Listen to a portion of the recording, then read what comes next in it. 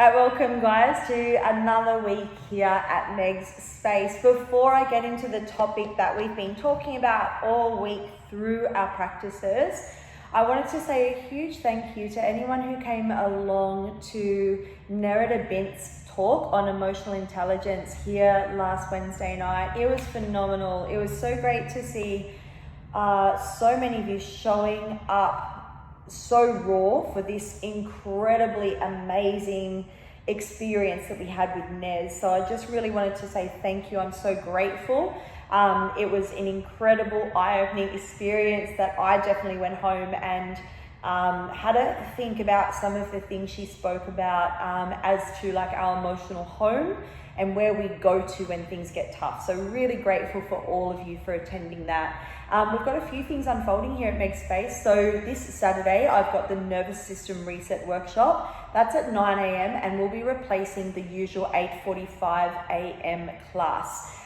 It is a great way to understand the polyvagal theory, understanding the three main states of the autonomic nervous system. So our ventral vagal, spinal sympathetic, or what we know as activation or mobilization, fight, flight, but also understanding our dorsal vagal system known as freeze. What it looks like, sounds like, and feels like in the body. We dive into what animal we become, what happens when the body goes into tension, what happens with the digestion, why we don't burn body fat, high cortisol, high stress levels, and what that then does to our mental health. It's a really great workshop. I highly recommend anyone who finds that they tip into stress often or down into freeze state or use devices a lot, come along and just take away some really cool information. That's Saturday at 9 a.m. on the 26th of October. Now, or talking the nervous system this week, or actually last week, we started to dive into one of the first steps. There's 3 steps to really understanding the autonomic nervous system, okay? And this is from Deb Dana's book, Anchored, of course, from the work of Dr. Stephen Porges, who brought the polyvagal theory to the world. And those teachers, there's also another guy that I share from, his name is Stanley Rosenberg, have shared some incredible tools to help us really understand the autonomic nervous system from the inside out. Okay, so the first way, and so there's 3 ways that we need to have an understanding of so we can balance our nervous system, and the first one is the term neuroception. Now, neuroception means nervous system awareness. So neuro meaning nervous system and ception meaning awareness. Dr. Porges coined this term neuroception when he started to bring the polyvagal theory to the world. Now, there's 3 things that make up neuroception, okay? So nervous system awareness. The first one is inside, okay? And that is inside our bodies, okay? So that is things that we experience going on in our internal landscape. So that's things such as our digestion, what's happening in our organs, maybe there's inflammation, we might be experiencing, gut disorders go on, autoimmune, all that kind of stuff.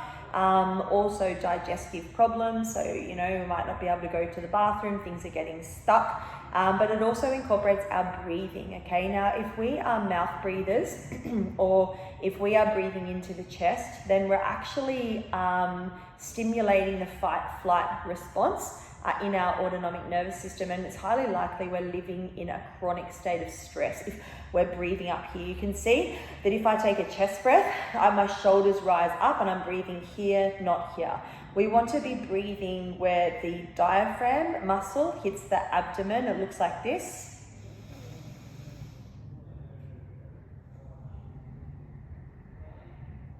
When you breathe from here, that stimulates what's called the vagus nerve. That's cranial nerve 10, right? And it's one of the nerves, or the cranial nerves, that communicates to our autonomic nervous system that we're safe. I go into that a lot more in the course on Saturday, okay? If I breathe here, I'm actually activating cranial nerve 11, which is my upper trapezius, these guys here, right? We all know this really well, and the SCM muscle, the neck muscle. If I turn those guys on, guess what? I've again told my body that I am under threat and I'm running from a tiger. So these are things inside we can pay attention to. The second part of neuroception is outside. What's happening in my environment, okay? So how are phones making me feel? How is social media making me feel? How is my email feed making me feel? What about things at work? What about the traffic jam that I just got stuck in, right? And again, if people cut you off, that has nothing to do with you. You don't need to get pissed off or angry. You don't need to let that bump you. You don't need to become activated because someone cut you off. Again, you're just training your body to activate. You're training your body to go into stress mode. And the more you do that and you actually activate, even if it's little moments, guess what your body does? It becomes familiar with doing that, and we become really reactive, okay? Because you're constantly training it. You let these little things bump you rather than being like, oh, that's nothing to do with me. There's no need for me in my car to raise my shoulders and get angry because that person cut me off, right?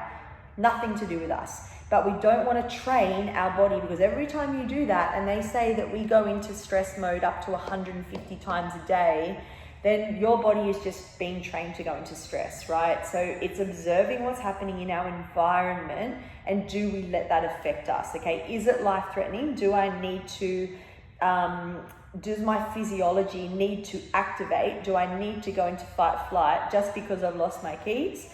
Just because I'm having a conversation with someone that, you know, I'm a little bit uncomfortable with, just because I've been cut off on traffic, just because I've got an email from my boss wanting a meeting? Absolutely not. So again, if you can stay with your belly breath in those moments where you're not activating the fight-flight response, then you're not training your body to be reactive. You're training your body to be responsive instead. And that allows you to access your prefrontal cortex to make a better choice.